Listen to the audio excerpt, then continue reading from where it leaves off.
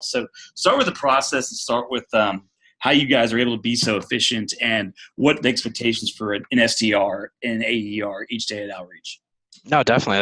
That's a good point. When I first started Outreach, it's funny. I always tell everybody this, especially when I'm doing interviews. Like, when I started, there wasn't a process. Mark and I like to say it was like the wild, wild west. If whatever you could kind of dream up, you could do it. Wasn't any rules in place, but that led to a lot of it was good. It's good when you're a 10-person startup, right? Once you get up into the area where you have 160 people, you kind of need some process, you need some regulations, and so from the SDR perspective, there's a few main things that they need to be focused on every day, and the few main metrics they need to be hitting. One of those I mentioned prior.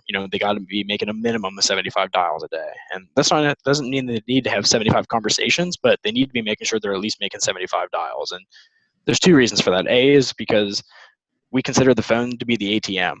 That's where we're making our money. That's where we're getting a ton of our meetings from, and we think that all those cold calling is dead. People, I personally, I don't believe in that at all.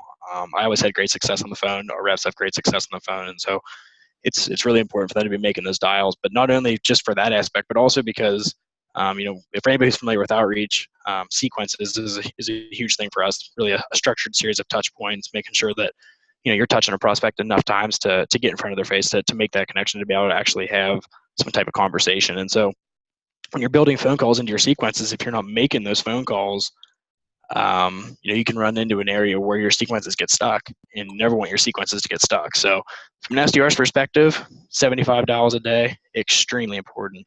And then the other really big one too for an SDR is they need to be making sure that they're sequencing at least 40 net new prospects every single day.